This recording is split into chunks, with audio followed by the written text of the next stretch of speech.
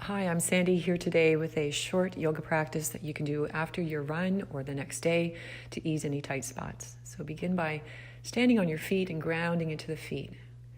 Take an in-breath and roll the shoulders up and back and down. And make big circles with your arms now. Just lengthen into your chest, lengthen into your back. Weave the fingers together, press the hands up.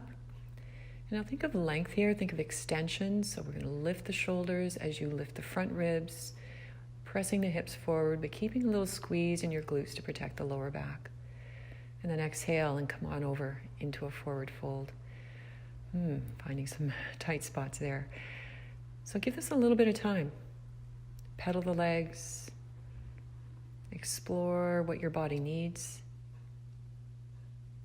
Keeping it kind of fluid, so not locking into position, but responding to what feels needed here. And then inhale and come on up.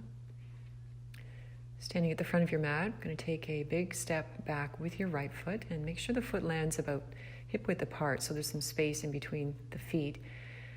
And then try to keep your hips square as you keep both legs straight, open the chest and fold in. Really try to keep that right hip coming forward. And we'll do some pulsing here. So leaning into it till you find the stretch in the back of the left leg, and then coming back out. Inhale as you come out. Exhale as you fold.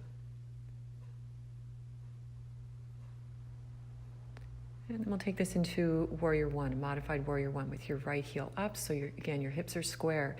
And we want to protect the lower back. So take a moment to tuck the tailbone, bend the right knee, and then play with that. So straightening the knee so you feel the hip flexor and the quad, bending the knee so you're protecting the lower back. And once again, we're coaxing here. We're not locking into position, but we're responding to how this feels in the body and noticing subtle bits of adaptation.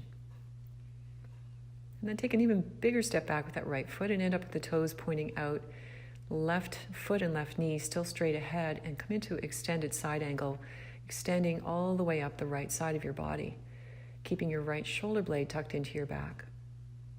If you feel you can go further here, you can straighten the left arm down the inside of the left leg and keep finding length all up that right side. Breathe through it.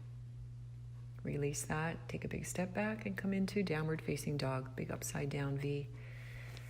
Play with your downward dog. So lifting the hips up, sinking the chest down, pedaling the legs.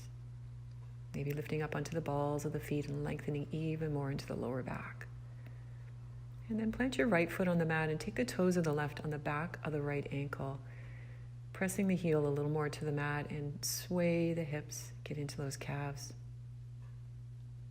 Switch sides, left foot on the mat, right toes on the back of the left ankle, and pressing that left heel down into the mat. Long downward dog.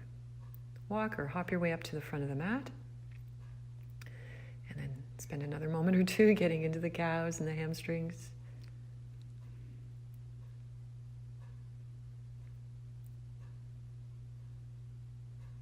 And then breathe in, come on back up. And we'll do the same little sequence on the other side. So stand up to the front of the mat, take a big step back with your left foot. Once again, feet are hip width apart. And then straighten both knees. So coming into pyramid here, roll the shoulders back. Woo! There's definitely a balance issue here. And then slowly fold in, coaxing again. Going pretty slow so that you're responding to what feels needed and safe. So we're not trying to fit a form. We're really working with our own body. And that's not to say this isn't intense. You're coming into some pretty deep stretch sensations, but we're doing it with respect.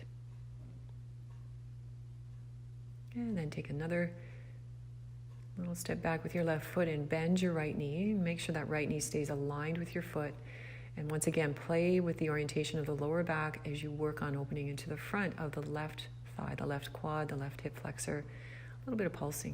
You might want to weave the fingers together here and stretch into those shoulders again. They get tight with running, they get tight with sitting, they get tight with everything.